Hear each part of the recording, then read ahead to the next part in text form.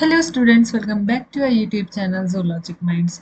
तो previous lecture में हमने ब्लड का कॉम्पोजिशन और ब्लड ग्रुपिंग देख लिया था एंड आज के लेक्चर में हम types of heart, circulatory pathways and human heart के बारे में पढ़ने वाले हैं। अगर आपको प्रीवियस लेक्चर्स चाहिए या फिर पीडीएफ नोट्स चाहिए तो you can join my Telegram channel, और प्रीवियस लेक्चर्स का भी जो लिंक है वो पीडीएफ में है। टेलीग्राम चैनल का भी लिंक पीडीएफ में मिल जाएगा आपको। तो लेक्चर स्टार्ट करने से पहले if you are new to my channel, do subscribe my channel. So let's begin with the topic. तो टाइप्स ऑफ हर्ट, तो स्ट्रक्चर की बेसिस पे मेनली थ्री टाइप के हर्ट्स हैं। पहला है टू चैम्बर्ड, दूसरा three chambered and four chambered heart. तो टू चैम्बर्ड हर्ट में क्या होता है कि सिर्फ एक एट्रियम होता है और एक वेंट्रिकल होता है, और इस तरह का हर्ट हमें फिशेस में देखने को मिलता है। ठीक है, अब इसमें सर्कुलेशन कैसा होता है कि आपकी बॉडी का सारा डीऑक्सीजनेटेड ब्लड जो है ये एट्रियम में आके इकट्ठा हो जाएगा। फिर एट्रिया से डीऑक्सीजनेटेड ब्लड ही वेंट्रिकल में पंप हो जाएगा। फिर यहाँ से आपका डीऑक्सीजनेटेड ब्लड गिल कैपिलरीज में जाएगा ऑक्सीजनेशन प्रोसेस के लिए। फिर यहाँ पे उसका ब्लड का ऑक्सीजनेशन हो जाएगा। फिर यहाँ से ऑक्सीजनेटेड ब्लड जो है वो आपका पंप हो जाएगा गिल कैपिलरीज से आगे, फिर पहुँच जाएगा सिस्टमिक कैपिलरीज में। फिर सिस्टमिक कैपिलरीज में टिश्यूज जो है वो आपके ऑक्सीजनेटेड ब्लड में से ऑक्सीजन को यूज़ कर लेंगे। आप फिर से ब्लड आपका डी ऑक्सीजनेटेड हो जाएगा। फिर यहाँ से वापस से डीऑक्सीजनेटेड ब्लड पंप हो जाएगा आगे एट्रियम में। तो आपने यहाँ पे देखा होगा कि अगर इसकी बात करूँ, मैं हार्ट की बात करूँ, तो इसका एट्रियम और वेंट्रिकल दोनों में ही डीऑक्सीजनेटेड ब्लड जा रहा है। इस वजह से इसको क्या बोलते हैं, हम वीनस हार्ट भी बोलते हैं। ठीक है, तो ये क्या है, वीनस हार्ट है, क्योंकि ये एट्रिया और वेंट्रिकल दोनों में ही डीऑक्सीजनेटेड ब्लड को ही पंप कर रहा है। प्लस इसमें सिंगल सर्कुलेशन होता है, एक ही बार ब्लड सर्कुलेट कर रही है। ठीक है, तो ये हो गया आपका टू चैम्बर्ड हर्ट। अब थ्री चैम्बर्ड हर्ट में क्या होता है कि आपके दो एट्रिया होते हैं, ठीक है, और एक कॉमन वेंट्रिकल होता है। ठीक है, तो इस तरह का हर्ट हमें एम्फीबियंस एंड रेप्टिलियंस में देखने को मिलता है, लेकिन एक एक्सेप्शन है। क्रोकोडाइल्स जो होते हैं इनमें आपके प्रॉपर फोर चैम्बर हर्ट देखने को मिलता है। ठीक है, तो इनमें क्या होता है, आपके दो एट्रिया होते हैं, एक वेंट्रिकल होता है। अब इसमें क्या होता है, ब्लड की मिक्सिंग हो जाती है, क्योंकि ये दो एट्रिया हैं, एक में पूरा ऑक्सीजनेटेड ब्लड है, एक में पूरा का पूरा डीऑक्सीजनेटेड ब्लड है। सॉरी, यहाँ पे ऑक्सीजनेटेड है, डीऑक्सीजनेटेड है यहाँ पे, और यहाँ पे ऑक्सीजनेटेड है। ब्लू का मतलब डीऑक्सीजनेटेड और रेड का मतलब ऑक्सीजनेटेड। ठीक है, तो यहाँ से दोनों एट्रिया से इस वेंट्रिकल में देखो थोड़ा थोड़ा ब्लू दिख रहा है, थोड़ा थोड़ा रेड दिख रहा है, तो यहाँ पे क्या हो रहा है, ब्लड की मिक्सिंग हो रही है। ठीक है, तो दोनों एट्रिया से ब्लड आ गया आपका यहाँ पे। अब यहाँ से डीऑक्सीजनेटेड ब्लड निकला वेंट्रिकल से, और फिर आपके लंग में पहुंच गया ऑक्सीजनेशन के लिए। अब ऑक्सीजनेशन प्रोसेस हो गई यहाँ पे। अब यहाँ से ऑक्सीजनेटेड ब्लड फिर से आया और इस एट्रिया में पहुंच गया। ठीक है, फिर यहाँ से डीऑक्सीजनेटेड ब्लड निकला, आगे पंप हुआ, फिर आपकी सिस्टमिक कैपिलरीज में पहुंच गया। फिर यहाँ पे आपके टिश्यूज ने ऑक्सीजन को यूज़ कर लिया, गैस का एक्सचेंज हो गया। फिर यहाँ से डीऑक्सीजनेटेड ब्लड गया फिर से एट्रिया में पंप हो गया। ठीक है, तो इस तरह से यहाँ पे ब्लड सर्कुलेट कर रहा है। अब यहाँ पे आपका मिक्स्ड या फिर इनकम्प्लीट डबल सर्कुलेशन हो रहा है। ठीक है, उसके बाद में आ गया फोर चैम्बर्ड हार्ट, जो कि मैमल्स एंड बर्ड्स में देखने को मिलता है, और यही वाला हार्ट जो है हम में ह्यूमन बींग्स में होता है। ठीक है, तो इसमें आपके दो एट्रिया होते हैं और दो वेंट्रिकल होते हैं। अब इसमें क्या होता है, इसमें डबल सर्कुलेशन होता है। ठीक है, तो अब डबल सर्कुलेशन को मैं यहाँ पे नहीं समझाऊंगी, डबल सर्कुलेशन को बहुत डिटेल में हम लोग देखेंगे। इसमें ब्लड दो बार सर्कुलेट करता है, इसीलिए डबल सर्कुलेशन बोलते हैं इसको। ठीक है, तो अब इनमें बस अभी इतना ही पड़ता है, इसको डिटेल में हम आगे देखेंगे। ठीक है, अब सर्कुलेटरी पाथवेज दो तरह के हैं, पहला है ओपन टाइप का और दूसरा है क्लोज टाइप का। ओपन टाइप का जो सर्कुलेशन होता है, इसमें क्या होता है कि ब्लड के फ्लो के लिए कोई भी प्रॉपर डिफाइंड वो ब्लड वेसल्स नहीं होते हैं। तो ये ना कुछ स्पेसेस होती हैं, उन्हीं में फ्लो करते हैं, सारा ब्लड उसी में इकट्ठा होता है, इसीलिए इसको ओपन टाइप का सर्कुलेटरी सिस्टम बोलते हैं। ठीक है, when the blood does not remain confined to a blood vessel, तो इनमें ब्लड वेसल नहीं होता है और फिर ये कहाँ फ्लो कर रहे हैं, स्पेसेस में, जिनको क्या बोलते हैं हम, साइनस।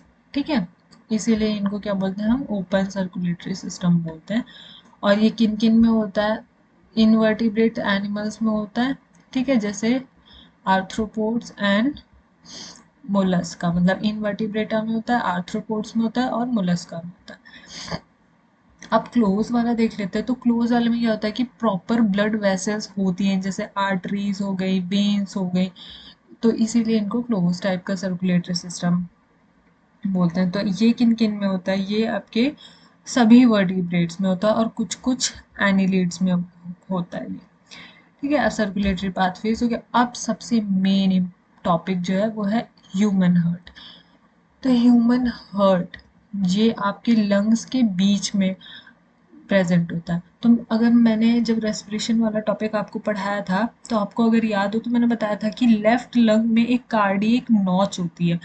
तो होता क्या है एक्चुअली कि जो हमारा हार्ट है वो ऐसे बोलते हैं ना कि लेफ्ट साइड होता है, लेफ्ट साइड होता है, एक्चुअली वो लेफ्ट साइड नहीं होता, वो लेफ्ट होता मिडल में, लेकिन वो थोड़ा लेफ्ट साइड टिल्टेड होता है, इस वजह से उसको बोलते हैं। और इसी टिल्ट होने की वजह से आपके जो लंग, लेफ्ट वाला लंग है, उसमें एक नॉच बन जाती है जिसको बोलते हैं कार्डियक नॉच।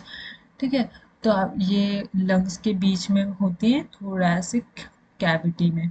ठीक है, इनका लेंथ 12 सेंटीमीटर होता है और मेल्स में हर्ट जो होता है अबाउट 280 टू 340 ग्राम्स का होता है और फीमेल्स में कंपैरेटिव थोड़ा लाइट होता है, 230 टू 280 ग्राम्स। ओके, अब हार्ट के अराउंड एक लेयर होती है सबसे बाहर की तरफ, जिसको बोलते हैं हम pericardium. Peri means around and cardium means heart. तो हार्ट के अराउंड एक लेयर है जिसको बोल रहे हैं हम पेरिकार्डियम, और वो दो लेयर्स में डिवाइडेड है। ठीक है, जो बाहर की तरफ होगा उसको आउटर पेराइटल पेरिकार्डियम बोल रहे हैं, जो अंदर की तरफ है उसको बोलते हैं विसरल पेरिकार्डियम।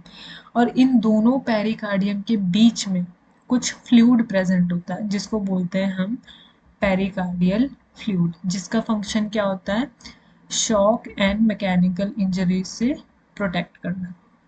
ठीक है, और ये हार्ट का फ्री मूवमेंट भी अलाउ करता है पेरिकार्डियल फ्लूइड। ठीक है, अब स्ट्रक्चर देख लेते हैं हार्ट का।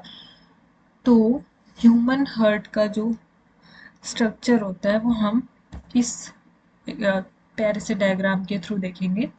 ठीक है, बाद में मैं आपको ये सारी चीज़ें प्रॉपर समझा दूंगी, लेकिन सबसे पहले हम इस डायग्राम को देख लेते हैं। यहाँ से आपको ज़्यादातर चीज़ें जो हैं क्लियर हो जाएंगी।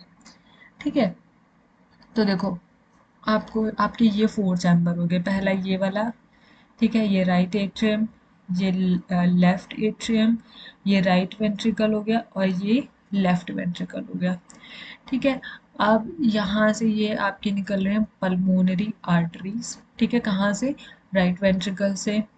और पल्मोनरी आर्टरी वन पेयर होती है। अब आपको वैसे तो पता है कि आर्टरीज जो होती है वो ऑक्सीजनेटेड ब्लड कैरी करती हैं, लेकिन और वेन्स डीऑक्सीजनेटेड, बट ये एक एक्सेप्शन भी है कि जो पल्मोनरी आर्टरी होती है वो डीऑक्सीजनेटेड ब्लड कैरी करती है और जो पल्मोनरी वेन्स होती हैं वो ऑक्सीजनेटेड ब्लड कैरी करती हैं।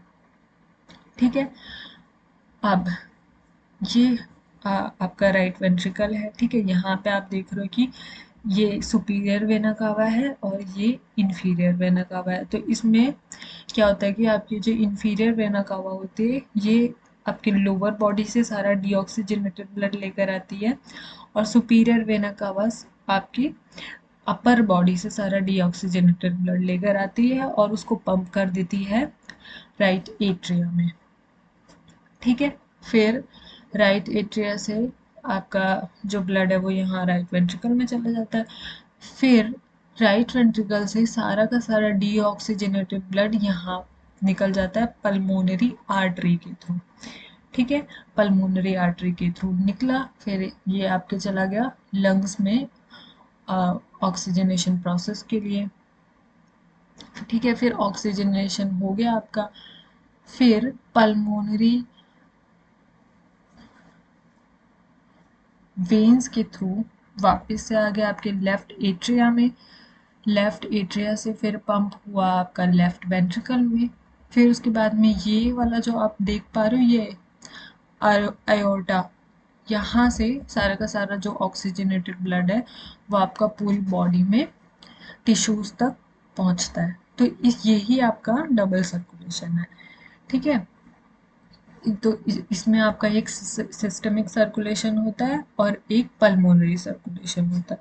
ठीक है, तो उस चीज़ को मैं आपको एक और बार डिटेल में बताऊंगी, अभी तो मैं बस एक ओवरव्यू दे रही हूँ। ठीक है, तो अब देखते हैं। अब ये देख पा रहे होगे आप यहाँ पे, ये कुछ ऐसे आपको वॉल्व की तरह दिख रहे होंगे, इनको बोलते हैं ट्राइकस्पिड वॉल्व। ये आपके राइट एट्रिया और राइट वेंट्रिकल्स के बीच में प्रेजेंट है, यानी कि ये एट्रिया और वेंट्रिकल के बीच में प्रेजेंट है। ठीक है, राइट, तो इनको बोल रहे हैं हम ट्राइकस्पिड वॉल्व या फिर एट्रियो वेंट्रिकल वॉल्व। ठीक है, उसके अलावा एक वॉल्व आपका यहाँ right left atria and left ventricle के बीच में भी प्रेजेंट है। इसको क्या बोल रहे हैं हम, इसको बोलते हैं बाइकस्पिड वॉल्व या फिर मित्तरल वॉल्व।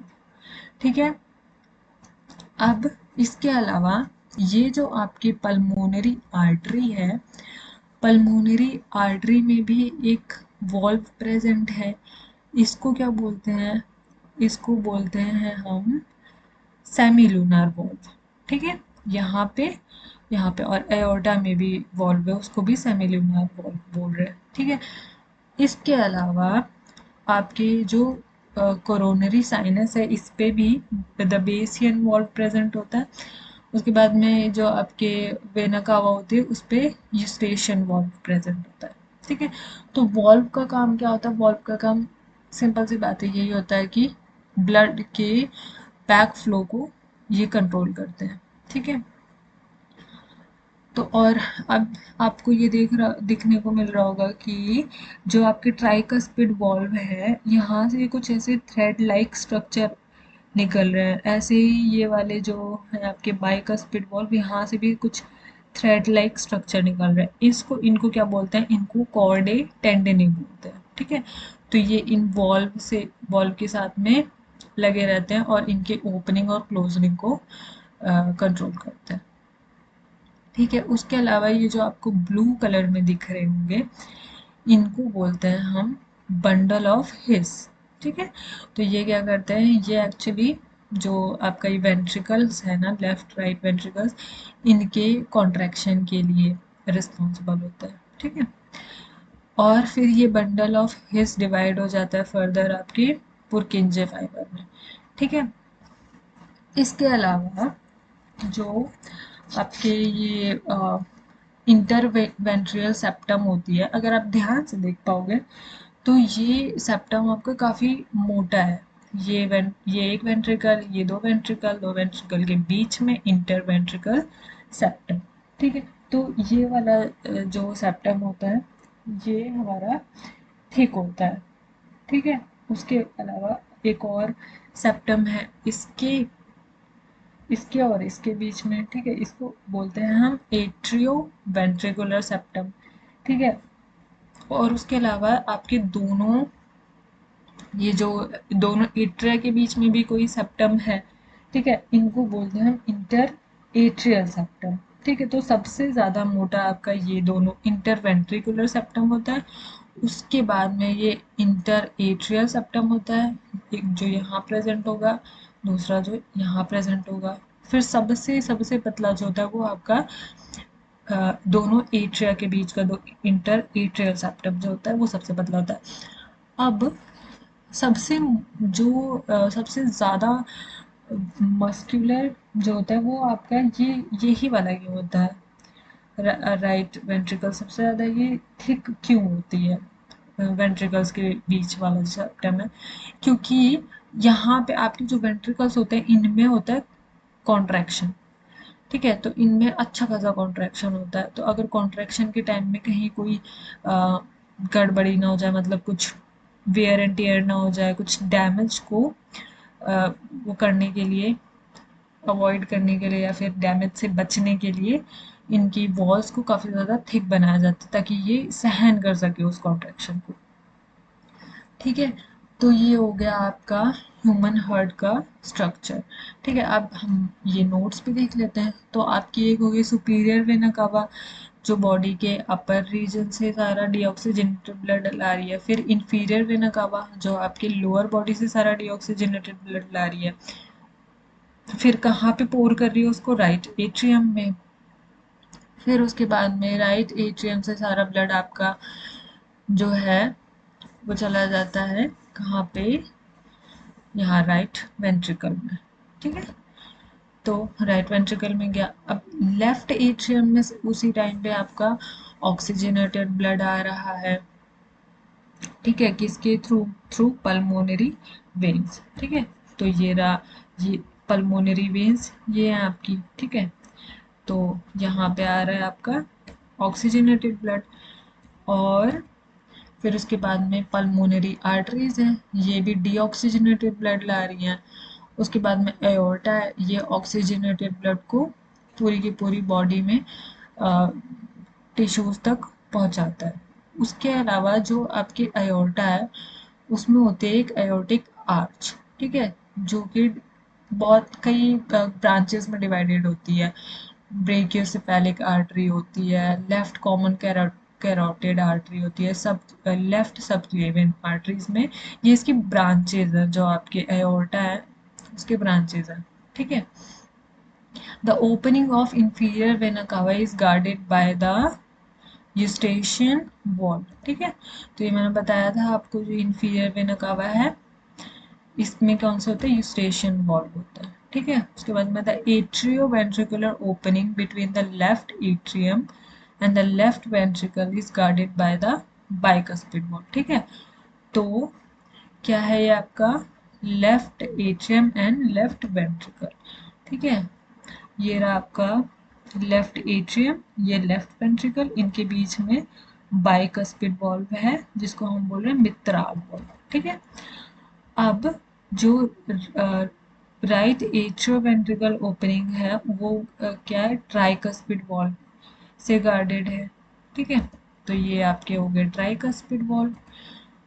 और उनसे कुछ अटैच होते हैं ये कॉर्डे टेंडिनी। ठीक है, ये सब मैंने आपको बता दिया। उसके बाद में सेमिलुनर वॉल्व प्रेजेंट है कहाँ पे, पल्मोनरी ट्रंक एंड एओर्टा में। ठीक है, तो यहाँ पे ये रहा, ये आपकी पल्मोनरी, ये जो एओर्टा है और ये पल्मोनरी वेन है, यहाँ पे सेमिलुनर वॉल्व है। ठीक है, अब वॉल की जो हर्ट है ना उसमें 3 लेयर है। सबसे बाहर की तरफ जो है उसको बोल रहे हैं हम विसरल पेरिकार्डियम। ठीक है, जो कि थिक होती है, मस्कुलर होती है, और उसके बाद में आता है हमारा मायोकार्डियम। ठीक है, और जो सबसे अंदर की तरफ होता है उसको बोलते हैं हम एंडोथेलियम। ठीक है, तो ये हमने पूरा वॉल का क्या कहते हैं, हर्ट का, हर्ट के वॉल का भी लेयर देख लिया। अब देखते हैं कि ह्यूमन हार्ट में कॉन्ट्रैक्शन रिलैक्सेशन यानी कि कंडक्शन कैसे होता है। ठीक है, तो ये चीज़ आपको ध्यान रखना है कि अगर ह्यूमन हार्ट में कॉन्ट्रैक्शन हो रहा है तो हम बोलेंगे कि सिस्टोल हो रहा है, और अगर रिलैक्सेशन हो रहा है तो हम बोलेंगे कि डायस्टोल हो रहा है। ठीक है, तो एक्चुअली हमने ये चीज़ सुना होगा कि जो ह्यूमन हार्ट होता है वो मायोजेनिक होता है। मायोजेनिक का मतलब क्या हुआ कि ये खुद से ही कॉन्ट्रैक्शन प्रोड्यूस कर देता है। ठीक है, तो वो होता कैसे, एक्चुअली ना इनमें बहुत सारे नोडल टिश्यूज प्रेजेंट होते हैं। उसके अलावा जो ह्यूमन हार्ट होता है ना वो कुछ स्पेशल कार्डियक मसल्स का बना हुआ होता है। तो लगभग 95% ऑफ जो ह्यूमन हार्ट होता है वो कार्डियक मसल्स का होता है, ठीक है, और नोडल टिश्यूज का बना हुआ होता है, ठीक है। तो क्या होता है कि कुछ नोड्स प्रेजेंट होते हैं ह्यूमन हार्ट में, ठीक है। एक ये रहा आपका ऐसे नोड, और ये दूसरा एवी नोड है, और फिर उसके बाद में ये बंडल ऑफ हिस हो गया, फिर यहाँ पे ये आपकी पुरकिंजे फाइबर आ गए, ठीक है। मैं कलर चेंज कर लेती हूँ, ये बैकग्राउंड भी पिंक है, कौन सा कलर ले लूँ, ब्लू ले लेती हूँ, ठीक है। अब देखो यहाँ पे आपके आगे ऐसे नोड, ऐसे नोड कहाँ पे प्रेजेंट है, right corner of the right atrium at the top, ठीक है। तो ये राइट एट्रियम है, राइट एट्रियम के सबसे टॉप पे है, ठीक है। और इसको क्या बोलते हैं, इसको बोलते हैं हम पेस मेकर, ठीक है। ऐसे नोड को यानी साइनो एट्रियल नोड को हम क्या बोलते हैं, पेस मेकर बोलते हैं, ठीक है। और यही जो ऐसे नोड है यही हार्ट बीट को इनिशिएट करता है, ठीक है। ये जो चीज़ें मैं बोल रही हूँ ये आप नोट डाउन कर लोगे, मेरे लिए यहाँ पे लिखना डिफिकल्ट है इसलिए मैं लिख नहीं रही हूँ, बट जो मैं बोल रही हूँ आप नोट डाउन करो, ठीक है। तो ये ऐसे नोड है, ये आपके राइट एट्रिया में प्रेजेंट है, एकदम राइट एट्रिया के भी टॉप में, इसको पेस मेकर बोलते हैं, और ये हार्ट बीट इनिशिएट करता है, ठीक है। और ये एक्शन पोटेंशियल जनरेट करता है about 70 to 75 times per minute, ठीक है। कितना, 70 टू 75 पर मिनट, ठीक है, टाइम्स पर मिनट। उसके बाद आप आ गया आपका एवी नोड यानी एट्रियोवेंट्रिकल नोड, ठीक है, ये बता। तो एवी नोड आपका कहाँ प्रेजेंट होता है, ये राइट एट्रिया के लोअर कॉर्नर पे प्रेजेंट है, ठीक है। और ये एक्शन पोटेंशियल जनरेट करता है 60 टू 65 टाइम्स पर मिनट, ठीक है। अब यहाँ से कॉन्ट्रैक्शन आपके पहुंच जाएगा बंडल ऑफ हिस में, ठीक है। बंडल ऑफ हिस आपकी कहाँ प्रेजेंट है, इंटरवेंट्रिकुलर सेप्टम, ठीक है। ये एक वेंट्रिकल ये दूसरा, इन दोनों के बीच में इंटरवेंट्रिकुलर सेप्टम में बंडल ऑफ हिस प्रेजेंट है। और यहाँ पे पोटेंशियल कितना जनरेट हो रहा है आपका, 40 टू 45 टाइम्स पर मिनट, ठीक है। और उसके बाद में फिर आपका यहाँ पुरकिंजे फाइबर में चला जाएगा, ठीक है। और फिर यहाँ पे आपका जो कंडक्शन वाला प्रोसेस है एंड हो जाएगा, ठीक है। तो होता क्या है कि जब ऐसे नोड में कॉन्ट्रैक्शन होता है तो दोनों के दोनों एट्रिया में डीपोलराइजेशन होता है, यानी कि कॉन्ट्रैक्शन होता है, यानी कि एट्रियल सिस्टोल होता है। तो ऐसे नोड के डीपोलराइजेशन यानी कॉन्ट्रैक्शन पे क्या होता है कि एट्रिया में सिस्टोल हो जाता है। और वहीं ये जो आपकी पुरकिंजे फाइबर है, जब इनमें डीपोलराइजेशन होता है तो दोनों के दोनों वेंट्रिकल में सिस्टोल हो जाता है, ठीक है। और फिर जब रिपोलराइजेशन हो जाता है तो जॉइंट डायस्टोल हो जाता है, यानी कि रिलैक्स हो जाता है, ठीक है। तो यहीं पे आपका जो कंडक्शन वाला पार्ट है यहीं पे एंड करते हैं, ठीक है। और फिर उसके बाद में हम नेक्स्ट लेक्चर में आपकी कार्डियक साइकिल, तो नेक्स्ट लेक्चर तो भाई बहुत ज़्यादा इम्पोर्टेंट होने वाला है। तो नेक्स्ट लेक्चर में हम कार्डियक साइकिल के बारे में पढ़ने वाले हैं, और कौन कौन से टॉपिक रह गए आपके हम देखते हैं आगे इधर पे, ठीक है। तो कंडक्शन सिस्टम ऑफ हार्ट तो हो गया था, ये भी आज ही हो गया, ठीक है। इसके अलावा कल हम पढ़ेंगे double circulation, coronary circulation, hepatic portal circulation, hypophyseal portal system, फिर रेगुलेशन एंड डिसऑर्डर और कार्डियक आउटपुट, ठीक है। तो यहाँ पे तो इधर पर ही आप एक चीज़ और ऐड कर लो कि हमें क्या पढ़ना है, कार्डियक आउटपुट के बारे में भी कल पढ़ना है, sorry cardiac cycle, cardiac output कह रही हूँ मैं, कार्डियक, छी छी छी कितनी गंदी हैंडराइटिंग है, कोई बात नहीं, ठीक है। तो अब हम मिलते हैं नेक्स्ट लेक्चर में, and like, share and subscribe my channel and hit the bell icon for the latest update. Till then, stay tuned for the next lecture. Bye bye, stay tuned.